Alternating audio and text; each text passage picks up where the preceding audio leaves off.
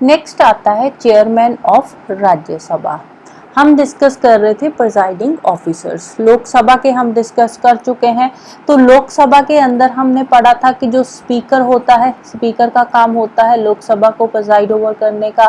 Speaker के बाद आ जाता है फिर नेक्स्ट रैंक जो आता है that is deputy speaker. Deputy speaker के बाद आ जाता है पैनल ऑफ चेयरपर्सन्स, और पैनल ऑफ चेयरपर्सन्स के बाद आ जाता है स्पीकर प्रोटेम, राइट। तो ये जो लोकसभा के प्रिजाइडिंग ऑफिसर्स हैं इनके बारे में हम ऑलरेडी डिस्कस कर चुके हैं। तो नेक्स्ट आते हैं हमारे राज्यसभा के प्रिजाइडिंग ऑफिसर्स, जिसमें सबसे पहले आते हैं चेयरमैन ऑफ राज्यसभा। तो चेयरमैन का काम क्या होता है? राज्यसभा को प्रिजाइड ओवर करने का। अब देखो, जो चेयरमैन होता है वो राज्यसभा का मेंबर नहीं होता, राइट। जो चेयरमैन है ये राज्यसभा का मेंबर नहीं होता, राज्यसभा का ये मेंबर नहीं होता। क्यों नहीं होता? क्योंकि जो वाइस प्रेसिडेंट होता है, vice president as the ex officio chairman of Rajya Sabha, vice president ही राज्यसभा का एक्स ऑफिशियो चेयरमैन होता है। इसीलिए जो चेयरमैन है वो राज्यसभा का मेंबर नहीं है, राइट। तो जब vice president as a president act कर रहा है, अब वाइस प्रेसिडेंट का काम क्या है? वाइस प्रेसिडेंट का काम है जो राज्यसभा के चेयरमैन का काम होता है। अदरवाइज जब प्रेसिडेंट का ऑफिस वेकेंट है तो उस केस में जो वाइस प्रेसिडेंट है वो एज अ प्रेसिडेंट एक्ट करता है। प्रेसिडेंट का ऑफिस वेकेंट है या जो प्रेसिडेंट है वो अपने ऑफिस से एब्सेंट है किसी भी वजह से, तो उस केस में जो वाइस प्रेसिडेंट है वो एज अ प्रेसिडेंट एक्ट करता है। प्रेसिडेंट के जो भी काम होते हैं वो सारे के सारे वाइस प्रेसिडेंट करता है, राइट।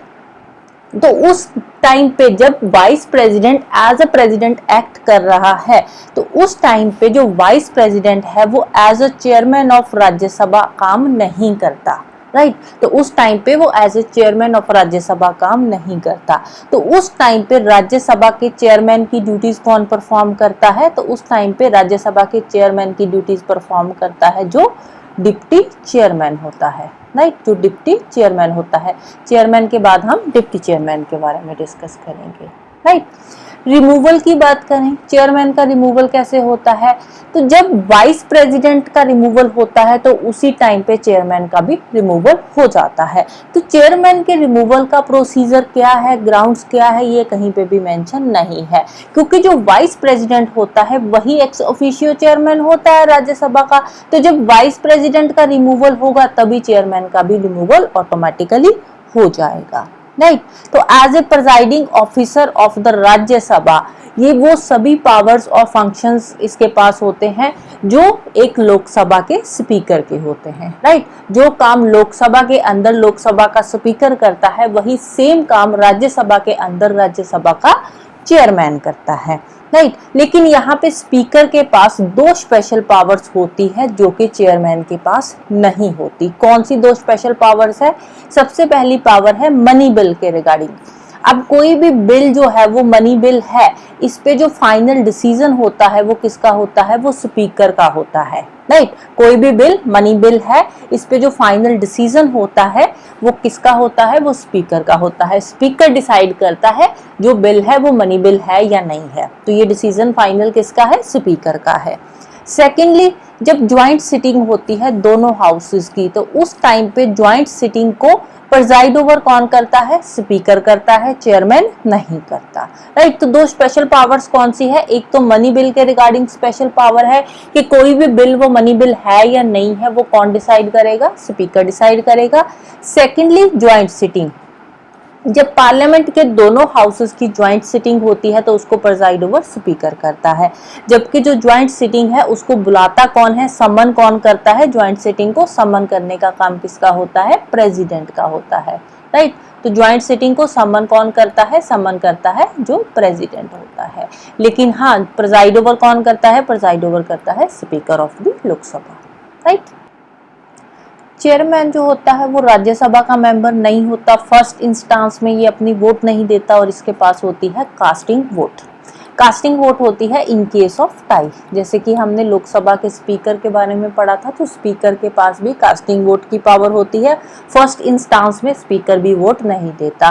फर्स्ट इंस्टांस मीन्स कि जो रेगुलर वोटिंग होती है, राइट। कोई भी मैटर आया उस पर वोटिंग होती है, तो उस टाइम पे चेयरमैन या स्पीकर अपनी वोट नहीं देगा, राइट। तो राज्यसभा के अंदर चेयरमैन अपनी वोट नहीं देगा। लेकिन हाँ, जब टाई जैसी सिचुएशन आ जाती है कि कोई भी मैटर आया, उसके फेवर में भी सेम नंबर ऑफ वोट्स आ रही है और उसके अगेंस्ट भी सेम नंबर ऑफ वोट्स आ रही है, तो उस केस में क्या हो जाता है, टाई हो जाता है। और इस टाई को ब्रेक करने के लिए जो चेयरमैन है वो अपनी वोट देता है, जिसको हम बोलते हैं कास्टिंग वोट, राइट।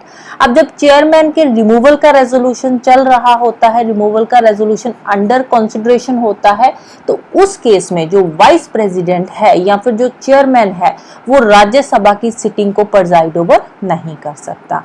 हाँ, हाउस के अंदर प्रेजेंट हो सकता है, वहां पे बोल सकता है, अपने व्यू पॉइंट दे सकता है, प्रोसीडिंग्स में टेक पार्ट कर सकता है, लेकिन ना तो वो वोटिंग दे सकता है उस टाइम पे, और ना ही वहां पे हाउस की जो सिटिंग है उसको प्रिजाइड ओवर कर सकता है। अब देखो, वोटिंग क्यों नहीं दे सकता? स्पीकर के केस में हमने बोला था कि जो स्पीकर है वो वोटिंग दे सकता है, लेकिन जो राज्यसभा के अंदर चेयरमैन होता है वो वोटिंग नहीं कर सकता, क्योंकि जो चेयरमैन होता है वो राज्यसभा का मेंबर नहीं होता, जबकि जो स्पीकर होता है वो लोकसभा का मेंबर ही होता है। तो इसीलिए वो लोकसभा में वोट दे सकता है, लेकिन जो चेयरमैन है वो राज्यसभा का मेंबर नहीं है, इसीलिए वो यहाँ पे वोट नहीं दे सकता, राइट। हाँ, हाउस में प्रेजेंट हो सकता है, हाउस में राइट टू स्पीक है उसके पास, हाउस की प्रोसीडिंग्स में टेक पार्ट कर सकता है, लेकिन वोट नहीं दे सकता, राइट। सैलरी एंड अलाउंसेस की बात करें तो salary fixed by the parliament, और कहां से आती है? कंसोलिडेटेड फंड ऑफ इंडिया से आती है, विच मीन्स के एनुअल वोटिंग की जरूरत नहीं पड़ती, एनुअल वोट की जरूरत नहीं पड़ती, सैलरी आती ही रहेगी कंसोलिडेटेड फंड ऑफ इंडिया से। जब vice president as a president act करता है तो उस टाइम पे उसको वही सैलरी और अलाउंसेस दिए जाते हैं जो कि एक प्रेसिडेंट को मिलते हैं, राइट। नेक्स्ट आता है deputy chairman of the Rajya Sabha. अब जो डिप्टी चेयरमैन होता है राज्यसभा का, वो राज्यसभा के मेंबर्स में से ही इलेक्ट किया जाता है। अब जब डिप्टी चेयरमैन का ऑफिस वेकेंट होता है तो उस केस में फिर किसी दूसरे मेंबर को as a deputy chairman elect किया जाता है। अब यूजुअली तो अगर हम राज्यसभा की बात करें तो जो राज्यसभा होता है वो परमानेंट हाउस है, जो राज्यसभा है वो एक परमानेंट हाउस है। परमानेंट हाउस मींस कि ये डिसॉल्व नहीं होता। तो राज्यसभा के अंदर जो मेंबर का टेन्योर होता है, मेंबर का टेन्योर 6 इयर्स का होता है। तो ये जो डिप्टी चेयरमैन है ये भी 6 साल तक तो रहेगा ही, लेकिन अब कुछ कंडीशंस है जब इसका जो ऑफिस है वो वेकेंट हो जाता है टर्म कंप्लीट होने से पहले ही, जैसे कि वो राज्यसभा का मेंबर ही नहीं रहा किसी वजह से, या फिर उसने रिजाइन कर दिया है, तो रेजिग्नेशन के केस में वो अपना रेजिग्नेशन किसको देता है? चेयरमैन को देता है। डिप्टी चेयरमैन अपना रेजिग्नेशन किसको देता है? चेयरमैन को देता है। या फिर जो चेयरमैन है उसको डिप्टी चेयरमैन जो है उसको रिमूव किया जा रहा है। तो डिप्टी चेयरमैन का जो रिमूवल होता है वो इफेक्टिव मेजॉरिटी से होता है। इफेक्टिव मेजॉरिटी क्या होती है? इफेक्टिव मेजॉरिटी होती है total strength of the house minus vacancy, total strength minus vacancy by 2, तो इसको बोलते हैं effective majority. For example Rajya Sabha की बात करें तो राज्यसभा में जो टोटल स्ट्रेंथ है वो कितनी है? 245 है। मान लो 45 की वैकेंसी है, तो यहाँ पे राज्यसभा के अंदर इफेक्टिव मेजॉरिटी फिर कितनी हो जाएगी? 200/2। तो 101 मेंबर्स अगर इसके रिमूवल के लिए अपने सिग्नेचर दे रहे हैं तो इफेक्टिव मेजॉरिटी से रिमूव कर दिया जाएगा, और रिमूवल के लिए 14 डेज का एडवांस नोटिस पहले देना होता है, राइट। और जो डिप्टी चेयरमैन है जब वो चेयरमैन की ड्यूटीज परफॉर्म करता है, कब परफॉर्म करता है डिप्टी चेयरमैन की ड्यूटीज? जब vice president as a president act कर रहा होता है। अब सपोज प्रेसिडेंट जो है, प्रेसिडेंट का ऑफिस वेकेंट है, तो vice president as a president act करेगा। वाइस प्रेसिडेंट जब एज अ प्रेसिडेंट एक्ट करेगा तो चेयरमैन का ऑफिस वेकेंट हो जाएगा, तो उस केस में जो डिप्टी चेयरमैन है वो चेयरमैन की तरह काम करेगा। या फिर वाइस प्रेसिडेंट एब्सेंट है अपने ऑफिस से, तो उस केस में भी जो डिप्टी चेयरमैन है वो एज अ चेयरमैन एक्ट करेगा। अब यहाँ पे एक और बात इंपॉर्टेंट है, वो क्या है कि जो डिप्टी चेयरमैन होता है ना, वो चेयरमैन का सबॉर्डिनेट नहीं होता, चेयरमैन से ये कम नहीं होता डिप्टी चेयरमैन। डिप्टी चेयरमैन भी हाउस के लिए डायरेक्टली रिस्पॉन्सिबल होता है। अब जब deputy chairman as a chairman act कर रहा होता है तो उस केस में फर्स्ट इंस्टांस में ये भी वोट नहीं देता, तो उस केस में इसके पास होती है कास्टिंग वोट की पावर, राइट। रिमूवल रेजोल्यूशन, जब डिप्टी चेयरमैन का रिमूवल का रेजोल्यूशन अंडर कंसिडरेशन है तो उस केस में जो हाउस की सिटिंग होती है उसको ये प्रिजाइड ओवर नहीं कर सकता। हाँ, चाहे ये वहां पे प्रेजेंट ही हो तब भी ये हाउस की सिटिंग को प्रिजाइड ओवर नहीं करेगा जब रिमूवल का रेजोल्यूशन अंडर कंसिडरेशन है, राइट।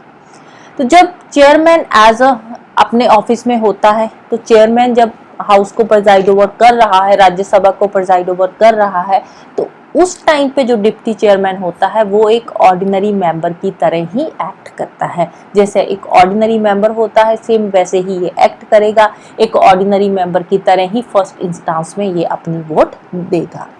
सैलरी की बात करें तो डिप्टी चेयरमैन की salary fixed by the parliament, और कहां से आती है, कंसोलिडेटेड फंड ऑफ इंडिया से इसकी सैलरी आती है, राइट। नेक्स्ट आता है panel of vice chairpersons of Rajya Sabha. अब ये जो पैनल ऑफ वाइस चेयरपर्सन्स है ये कहाँ पे मेंशन है, ये मेंशन है रूल्स ऑफ राज्यसभा के अंदर। और ये जो पैनल है, पैनल को नॉमिनेट किया जाता है। ये जो पैनल ऑफ वाइस चेयरपर्सन्स है, पैनल ऑफ वाइस चेयरपर्सन्स को नॉमिनेट किया जाता है राज्यसभा के मेंबर्स में से ही, राइट। जो राज्यसभा के मेंबर्स है उनमें से ही जो पैनल ऑफ वाइस चेयरपर्सन्स है उनको नॉमिनेट किया जाता है। कौन नॉमिनेट करता है, वाइस प्रेसिडेंट नॉमिनेट करता है। अब ये जो पैनल है इसका काम क्या होता है, इसका काम होता है कि जब चेयरमैन और डिप्टी चेयरमैन दोनों ही एब्सेंट है, ना तो चेयरमैन है ना ही डिप्टी चेयरमैन है, जब दोनों एब्सेंट है तो उस केस में हाउस को प्रिजाइड ओवर करने का काम होता है पैनल ऑफ वाइस चेयरपर्सन्स का, राइट। तो ये कब तक ऑफिस में रहते हैं पैनल ऑफ वाइस चेयरपर्सन्स, जब तक नया जो पैनल है वाइस चेयरपर्सन्स का वो नॉमिनेट नहीं हो जाता तब तक जो पुराना पैनल है वो अपने ऑफिस में रहेगा, राइट। तो पैनल ऑफ वाइस चेयरपर्सन्स जब एब्सेंट है, अब देखो जो चेयरमैन है वो भी एब्सेंट है, जो चेयरमैन है वो भी एब्सेंट है किसी वजह से, या फिर जो वाइस प्रेसिडेंट है वो एज ए प्रेसिडेंट एक्ट कर रहा है तो चेयरमैन जो है वो ऑटोमेटिकली उसकी जो पोस्ट है वो खाली हो जाएगी, वेकेंट हो जाएगी, उस टाइम पीरियड के लिए एब्सेंट हो जाएगा चेयरमैन। अब चेयरमैन एब्सेंट है, वाइस चेयरमैन डिप्टी चेयरमैन जो होता है, डिप्टी चेयरमैन वो भी एब्सेंट है।